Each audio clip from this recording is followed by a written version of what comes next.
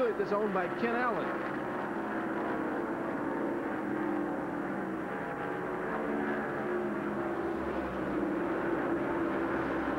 There's our leader, Keselowski, doing the interval back to the Glotzback group. Glotzback and those.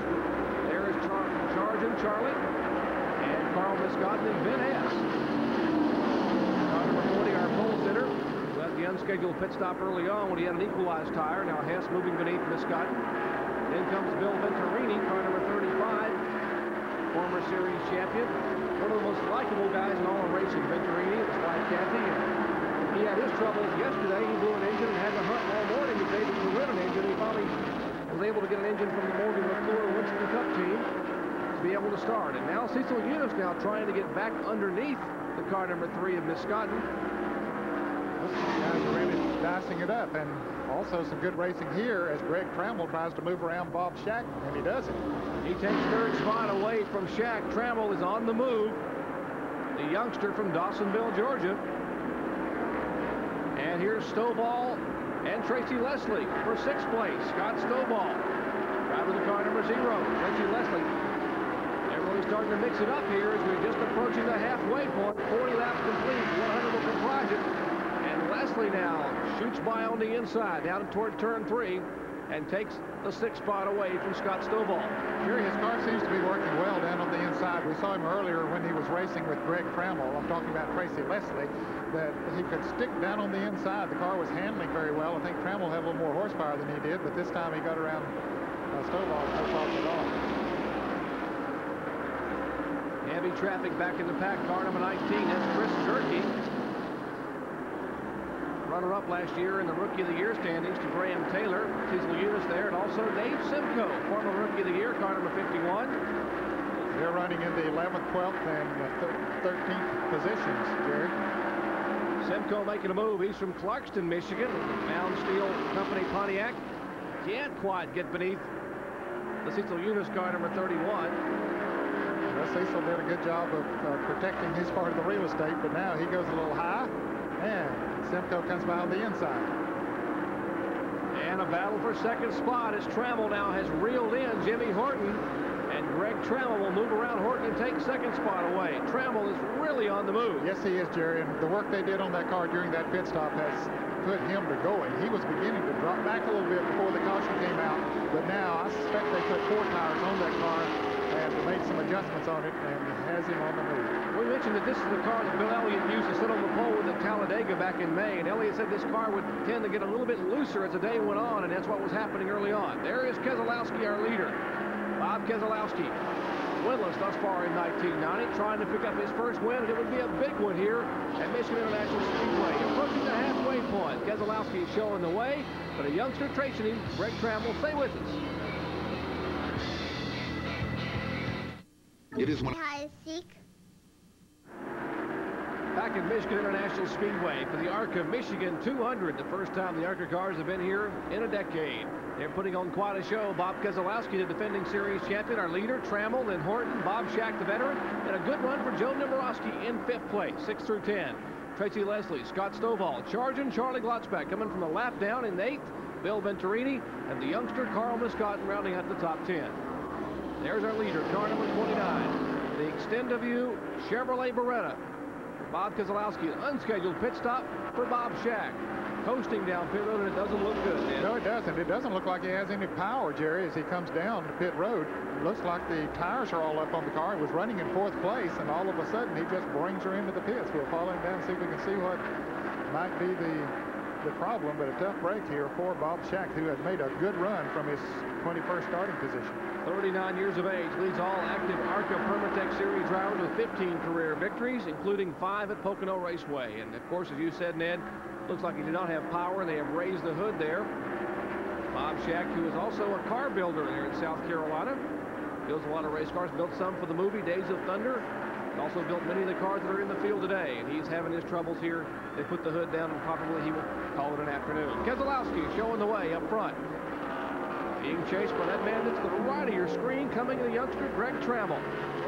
He's beginning to pick up a little bit on Keselowski once he got through the traffic. Bob Shack did get his car fired and is heading back out on the track. And there's Jimmy Horton back in 3rd spot.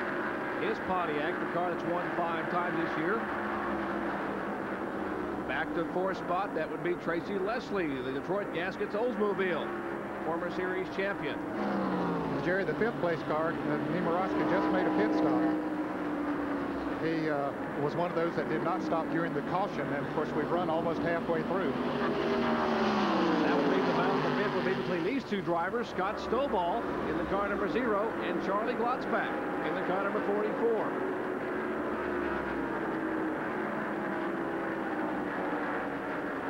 Scott Stovall in the car number 0, 29 years of age, became the youngest ever ARCA Series champion back in 1982 at the ripe old age of 21 when he went on to win the championship.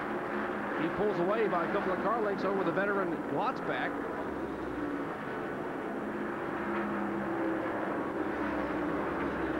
Glotzbach, when he won at Talladega, as you mentioned earlier, was driving the Chevrolet. Here he's driving the Buick out of 2 different stables. Or Stovall in the Oldsmobile out of Fort Wayne, Indiana. And there's Bill Venturini, car number 35, the Amoco Ultimate car. That's a Chevrolet. He's running 7th. And right behind him is the car number 51. For running in the 8th position is David Simcoe. So they're racing for position. Dave Simcoe, certainly no stranger to super speedway competition. He sat on the pole at Talladega before. By the Gary Weinbrewer car, number 89, and Clay Young now moving into the picture, slides beneath, just barely gets by Simcoe and turns it hard right and goes around Weinbrewer. Takes over the 8th position. Clay Young is on the move. He was shot out of a cannon, that Pontiac for Clay Young. It was almost as if he knew he was about to get on TV and he rushed it up a little bit. So let me get in the picture here right quick, and boy, he did it in grand style. Let's hustle this Pontiac up there and get in the top 10 and get a little camera time. There's the 10th place car. That's car number 31, Cecil Eunice. Driver from Blackshear, Georgia, former short track campaigner. Halfway, 50 down, 50 to go here at MIS, Michigan International Speedway. Great crowd on hand here for this first ARCA event here in a long time. Beautiful day for racing. They expected some rain and showers. The clouds separated, the blue skies, the sun came out. And that may have wreaked a little bit of havoc with some of the drivers then who practiced all week in overcast and much cooler temperatures. Certainly makes a difference, Jerry, no doubt about it. Because when the track heats up, it makes a big difference in how it handles. Here's the 3 car of Carl Miscotton, who did not pit. He was running in the 11th position when he came in, but he did not pit during the caution, so they'll take on gas and hope to stay in the lead lap. Now, you heard Larry Hart tell Benny Parsons a minute ago that they're going to roll the dice and figure they'd get at least 1 more yellow flag before the halfway point. Well, didn't quite happen, so they had to make this pit stop under the green, but not all is lost because a pretty good stop for fuel. They will not lose a lap, but certainly lose a lot of valuable time on the racetrack. Yes, afraid he did lose a lap as he was going out of the pits. The leaders did go by Jerry. He had dropped about a half a lap or a little more behind our leader, Bob Keselowski, as we see on the screen there now. And so when he came into the pits, he didn't have enough time to slow down, get his gas, and get his speed back up and stay in the lead lane. Takes a long time to get back up to speed here at Michigan International Speedway, and there's another battle for position. Venturini and Simcoe in the 51. Venturini in the car number 35. Those guys battling back there for the 7th spot. Actually make it the 8th spot. Jimmy Horton now makes an entry on the pit road. His car slowing and coming down to the pits. Now, Jerry, he did make a pit stop during the caution flag, so this should be an unscheduled pit stop for him. He should not have had to come in this time. Let's see what they do as he rolls the Pontiac down. It looks like, well, they're putting gas in it, and now they're going under the hood. That's Jerry Steffen, the crew chief, the regular crew chief on the car, the gentleman in the blue shirt there, and now Billy Wilburn and the Tide crew that normally works in the Winston Cup efforts for Darrell Waltrip looking underneath the hood. A tough break. Yeah, he just pitted 27 laps ago, so they'll take the breather off, and Billy Wilburn will take a look and see what's wrong inside the engine compartment. Tough break for Jimmy Horton. Back up front. First 5 races on the super speedways this year, Horton could do no wrong, and now in the last 2, he crashed at Talladega, now having problems under the hood here in Michigan. Bob Keselowski, 38 years of age, from Rochester Hills, Michigan, showing the way here just past the halfway point, trying to pick up his first win of 1990. We'll be back.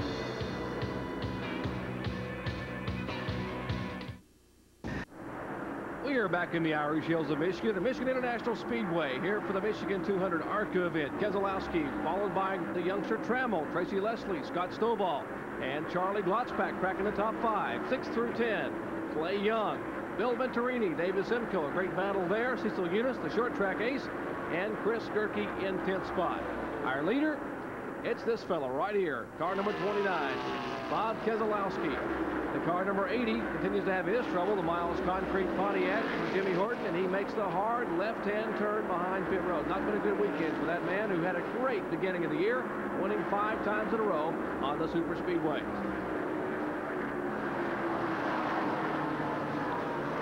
And Jerry, we see another car way down pit road there. We'll zero in on it. That's J.D. McDuffie in the Rumpel Furniture Pontiac. He had started dead last in this field and had moved up to 13th before he had a problem. And here's car number 18, the Greg Trammell car, who was running second in the pits for an unscheduled pit stop for a change of right side tires.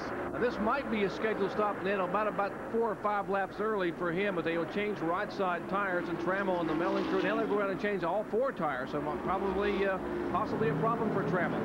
He had begun to slow just a little bit. Tracy Leslie had caught him on the racetrack. At one time he had pulled away from Tracy quite a bit. I believe that he perhaps had an equalized tire, didn't know which one it was, so they changed all 4 to be sure they got it. And the leader now going by, and he will put Greg Trammell 1 lap down. Now, in the notes that we were talking about earlier today down in the garage area, Bill Elliott was talking to Trammell and told him this car would start out very tight and get extremely loose as the day wore on. So maybe the car just got so loose he couldn't drive it and he had to make a pit stop. So it could be. We'll check. But in any event, he has lost a lap. A tough break for the youngster, as he made a 4-tire change and loses 1 lap. Another driver who's had his tough luck today, Jimmy Horton, is standing by with Benny Parsons. Jimmy, 5 in a row, and all of a sudden it's falling apart.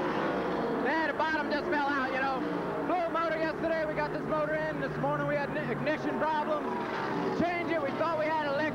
We think we had the same problem, ignition. Something went wrong in ignition. I mean, it's not an engine problem, just simply so you don't have enough spark. Yeah, just not enough spark. You know, it just keeps skipping, and we were sitting there waiting. You know how we've been doing it all 5 races. Just sit there and ride along till the end. How about starting another string, okay? We're going to work at it. Okay, thank you. And here's the car number 26. That's the Bob Strait machine. Bob Strait driving the car owned by Kenny Schrader. And he's being shown as a lap down, Jerry, in 18th position before he came in. Is he going? Yeah, I believe he's going to make it, and caution will not have to be thrown for him. I'm sure there's some out in the field that would like to have seen a caution right now. Greg Trammell does not want to see a caution because he's a lap down and has 4 fresh tires on his car. He would like to see it go green the rest of the way, so this man would have to make a pit stop under the green flag. There's Keselowski moving by Bobby Gerhardt's car number 85.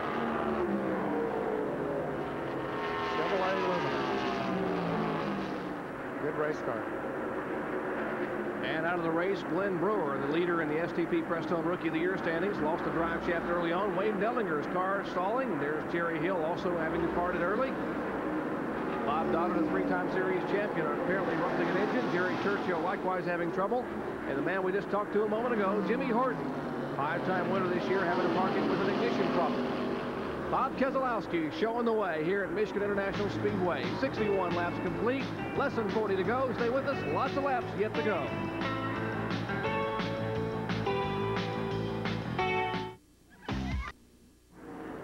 Back at Michigan International Speedway, there are 10 cars on the lead lap, and they are Bob Keselowski, Tracy Leslie, Charlie Glotzbach, Stovall, and Clay Young in the top 5. 6 through 10, all on the lead lap again. Dave Simcoe, Bill Venturini, Cecil Eunice, Chris Gerke, and our current point leader, Bob Breback. And our leader should be getting ready for his scheduled pit stop within a couple of laps. That's Bob Keselowski, his Chevrolet Beretta showing the way. And some inexperience in the pits a minute ago, Ned. Well, we talked about that. Benny Parsons did at the top of the show. And yes, in car number 95, as he goes out of the pits, Gary Halls takes the jack with him. Now you see the jack go out from under the car before he gets out of the pits. Thank goodness it went the other way instead of over towards pit wall. And thank goodness the jack man let go of it. Yeah, right. And our leader now slowing. Looks like he's going to make an entry on the pit road. Bob Keselowski getting ready to come down pit road. And our Benny Parsons is standing by for the green flag stop. Jerry Punch, this is unscheduled. Here he comes. I think the engine is blown on the car. Well, he goes by. He can't stop the car. No, the car is running, but they don't know what's wrong. It was unexpected. The gas man has rushed out to the car. They're putting gas in the car. Jerry, they are as confused. They shut the engine off. Well, now they're going under the hood. They're going under the hood. They're looking. I don't know. The engine has started back up. What a tough break for the local driver.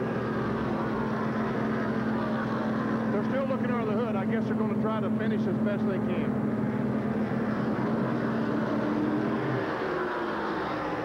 Once again, the engine is shut off. So as soon as they figure out what's wrong, we'll get a word with Bob or Ron Keselowski.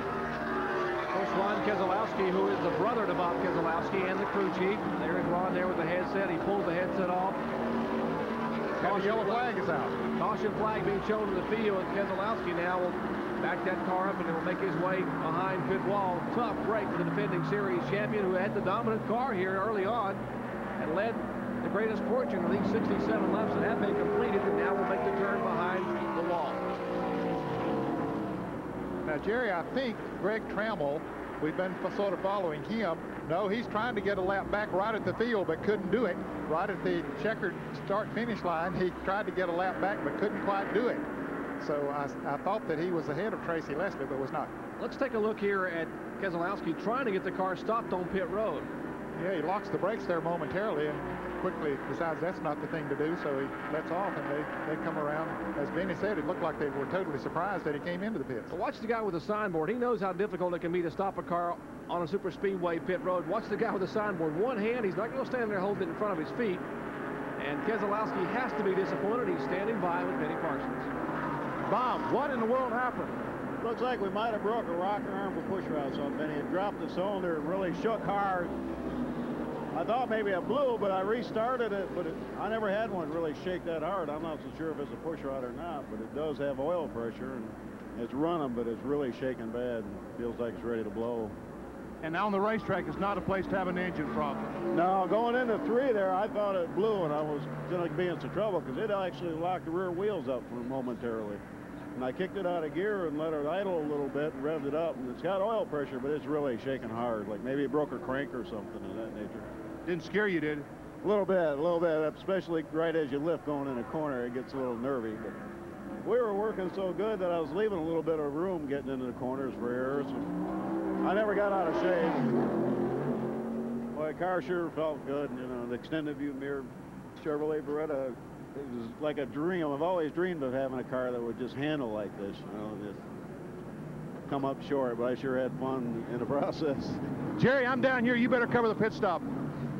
Leaders in the pits, car number 72, Tracy Leslie then, and he will get a chance under the yellow flag to change, and likewise, he gets right side tires. There's Charlie Glotzback in his Buick, the Ken Allen Buick. It will change right side tires and fill that car up with fuel. Now, he had moved into second place, Jerry. It will change a very, very busy pit road here, with caution being out now for the 4th time today. The 3rd time today, actually. Caution for the 3rd time in the afternoon here, and a couple of tires rolling across pits. The crew's trying to get their cars serviced here, and a tough break for Bob Keselowski, who had led so much in the early on. There is our current leader. Was our leader. He came in for his 4 tires change. Here's Charlie Glotzback making his way. Bobby Boucher going by. Getting a look at some of the other cars that have been on pit road. In fact, all the cars except 3 were in the pits. There are 3 on the backstretch behind the pace car. Greg Trammell is one of those that's on the backstretch behind the pace car. Everybody else came in the pits. Just 31 laps to go. They should be able to make it the rest of the way. Pontiac safety car leading the field back here, and all kinds of fans in the grandstand. Yes, I like the King myself.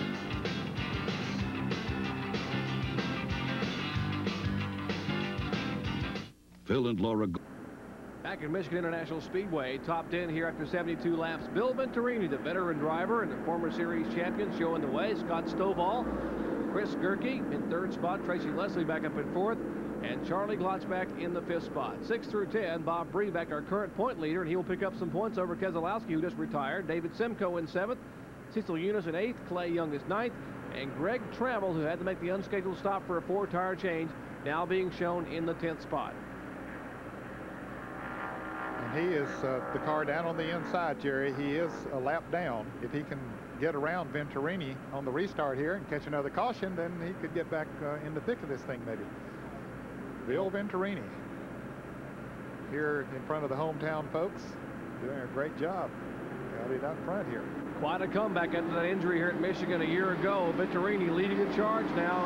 It's the ARCA hustle here to the green flag. Lap 73, 27 to go. Well, Trammell got the jump on him. He got back in the lead lap. Ben Hess, car number 40, trying to do the same thing. He is running in 11th place, trying to get around Venturini just in case the caution comes out. Both of those drivers lost a lap when they made unscheduled pit stops. Full screen of race car, shuffling it down the back straightaway. Trammell there. Then comes the leader, Venturini. Stovall. That's Hess in the car number 40. The 75, the veteran Bob Shack. And then Tracy Leslie. Tracy Leslie trying to make his move back toward the front. Let's check in with Benny Parsons. Tracy Leslie has a problem. The crew cannot hear him. He can hear the commands from the pits, but they can't hear him, so they don't know if the car is perfect. If it's wrong, they have no idea. All they can hope that Tracy Leslie can adjust. Looks like he's adjusted pretty well going down to turn 1. He just can't get through the traffic.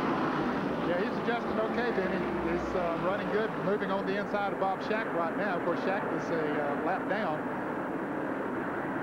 Tracy Leslie being shown in the 4th spot. That's the car number 72. Just behind Venturini now. That's trying to make a move for 2nd spot. Stovall is your leader, car number 0. Now Tracy Leslie going on the bottom of the racetrack in turn 3. Takes the Oldsmobile beneath the Chevrolet. Wow, look at that car go through the turns, Jerry.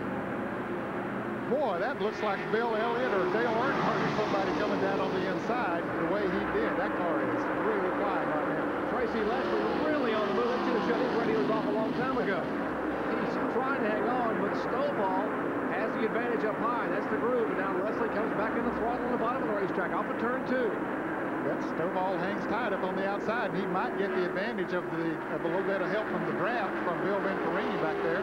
Just in the far right of your screen, you will see a car coming into the picture. That is Charging Charlie Glotzback, and he's doing exactly what his name says. He's charging toward the front. Currently being shown now in 4th spot. Leslie now takes the lead, slides way up across the track. Stovall's car looked like it pushed up coming off of the turn, Jerry, and that gave Leslie the opening that he needed. He just drove on the inside of him and went around. Said goodbye. 25 laps to go. Tracy Leslie says, see you. Final now heating up back for 3rd spot. Here is Chris Gerke in the car number 19, along with Cecil Eunice in the 31. That's the battle for 5th. Gerke driving the Lean Supreme automobile. I think I made a comment on one of our previous telecasts as we see Glotzback moving around Bill Venturini that I wondered what Lean Supreme was. Well, I found out. His mother gave me a sandwich made of the Lean Supreme, and the yellow flag is coming out again. Caution flag on the Speedway here. They're waving caution for the 4th time today. And there's Joe Nemorowski's car is spun just coming out of turn 2 on the backstretch. The car number 87. Now he gets the car right of the Chevrolet Monte Carlo. This young man had a great run at Pocono on ESPN, one of our ARCA shows here last month. And the yellow flag once again flying at Michigan International Speedway. And this is a break for Greg Trammell. He was out in front of Tracy Leslie and was the leader of this race. He'll get to go all the way around and puts him back in the thick of things. Well, we should see quite a scramble. Not only do we have Leslie and Stovall and Venturini and Glotzback up now, we're going to have Trammell right up there along with Dave Simcoe and a few others, so it should be quite a shootout these final 20 laps. We'll take a look at the tail end of the crash as Nemorowski's car goes around. There was a lot of scrambling down on the inside as his car stopped on the inside of the racetrack. Others were able to get by, and that's the reason for the caution. Joe Nemorowski bringing out the 4th caution flag of the day. Here as afternoon of action continues, this giant crowd enjoying our ESPN coverage of the Michigan 200. Tracy Leslie showing the way, chased by Scott Stovall and a host of veteran drivers. Stay with us. A final lap coming up when we come back.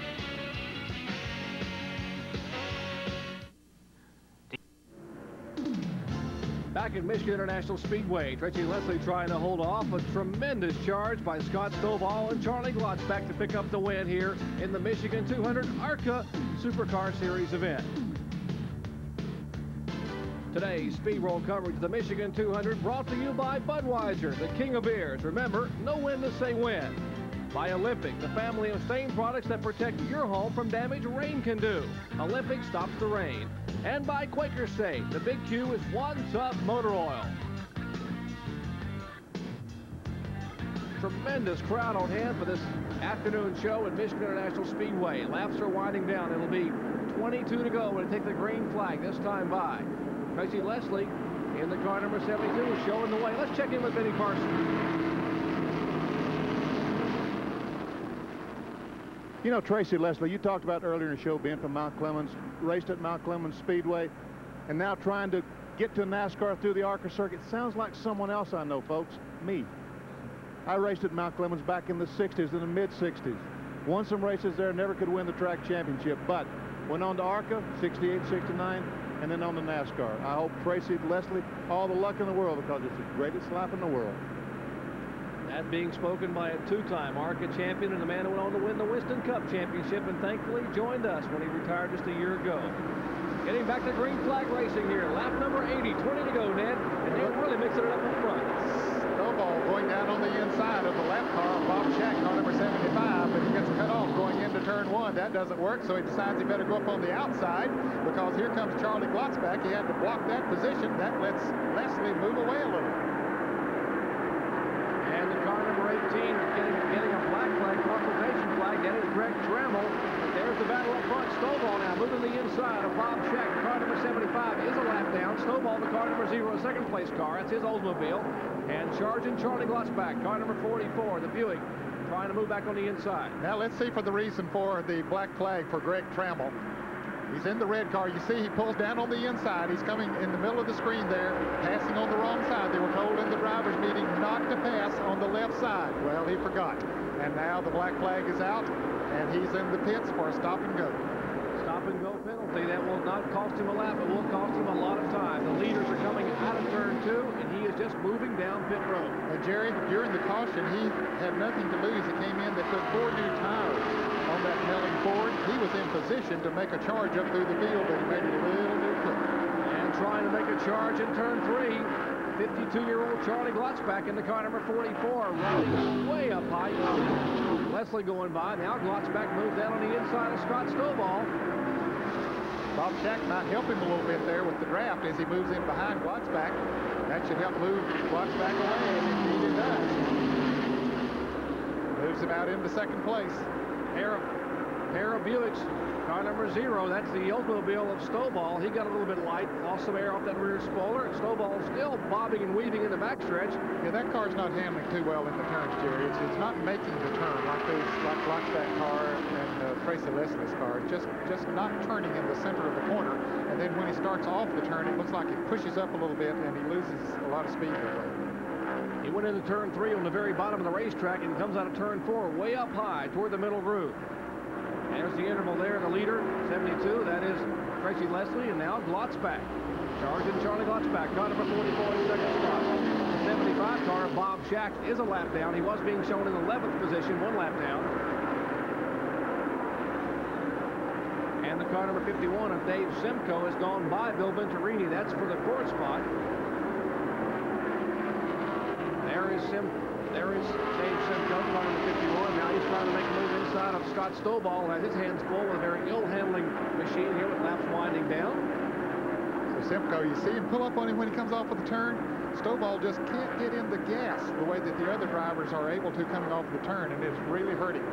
As Simcoe now moves down on the inside, trying to take the position. Now Snowball, you see, runs good down the straightaway. The car has a good engine in it, but when he starts off the turn, now he's going into the turn. See, he drove in there deeper than Dave Simcoe, but let's watch him as he comes off the turn. You can almost see a little smoke off the tires as he comes off the turn, and then Simcoe is able to move up, right back up on him again. But where he gains the most is in turn 4. Dave Simcoe in a Pontiac. That's the yellow and red numeral car number 51. Former pole sitter at Talladega, finished second there 3 times. And Scott Snowball, car number 0. Former Series champion at the age of 21. And they'll see now if Simcoe can handle him coming out of turn 4. Stovall just cannot get off of turn 4. Simcoe was, what, 2 or 3 car lengths behind him going into turn 3, and now he's up the side of him. But again, we'll see Stovall probably drive a little bit deeper into turn 1. There it is, again. And so Simcoe has to get up in his draft. Now he'll gain a little bit again on him coming off of turn 2. You can see the smoke coming off of Stovall's tires, and this time Simcoe is able to get down on the inside of him off of turn 2 and move around him. The momentum just carried him right on around. Boy, he was really burning those tires, Jerry. He was abusing them pretty heavy. Working that right rear tire certainly could have cost Scott Stovall, that being the 3rd spot here today. 3rd, 4th, and 5th place.